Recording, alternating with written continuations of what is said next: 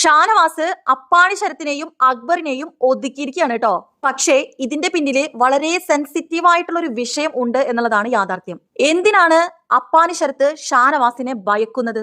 അതുപോലെ തന്നെ അനുമോളോട് അപ്പാണി ശരത്ത് മാപ്പ് ചോദിക്കാനായിട്ട് പോയിരിക്കുന്നു. എന്താണ് ഇതിന്റെയൊക്കെ പിന്നിലെ കാര്യം?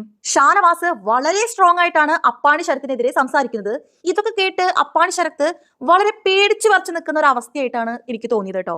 ഇക്ക എന്താ അങ്ങനെ പറയുന്നേ, ഇക്ക എന്താ ഇങ്ങനെ പറയുന്നേ എന്നുള്ളത്. എന്താണ് ഇതിന്റെ പിന്നിലെ കാര്യം? ശരത്തിനെതിരെയുള്ള എന്തോ ഒരു തുറുപ്പ് ചീട്ട് ഷാനവാസിന്റെ കയ്യിലുണ്ട്. ഷാനവാസ് അത് തറപ്പിച്ച് പറയുന്നുണ്ട് കേട്ടോ. സമയാവുമ്പോ ഞാൻ പുറത്തേക്കിടും.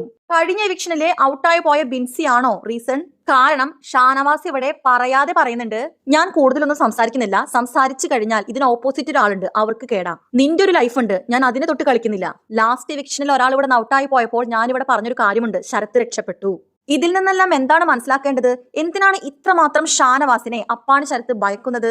ബിൻസിയുടെ എവിക്ഷൻ എപ്പിസോഡിലാണ് ഇവരെ കൂടുതലായിട്ട് ശ്രദ്ധിക്കപ്പെടുന്നത്. അപ്പാണി ശരത്തും ബിൻസിയും തമ്മിൽ ഇത്രയും ബോണ്ടിങ് ഉള്ള ഒരു ഫ്രണ്ട്ഷിപ്പ് ഉണ്ടോ എന്ന് അന്നാണ് മനസ്സിലായത്. പോകുമ്പോ ബിൻസി പറഞ്ഞത് കപ്പടിച്ചിട്ട് വരണം എന്നാണ് ചെവിട്ടില് പറഞ്ഞു കൊടുക്കുന്നത്. നല്ലൊരു ഫ്രണ്ട്ഷിപ്പ് ആണെങ്കിൽ ഈ വിഷയത്തെ കുറിച്ച് സംസാരിക്കുമ്പോൾ അപ്പാണി ശരത്ത് ഭയക്കേണ്ട കാര്യമില്ലല്ലോ. എനിവേ ഷാനവാസ് കളിക്കാൻ തുടങ്ങിയിട്ടുണ്ട്. വരും ദിവസങ്ങളിൽ നമുക്ക് ഇതിനൊക്കെ ഒരു വ്യക്തത ഉണ്ടാവുമെന്ന് വിചാരിക്കുന്നു.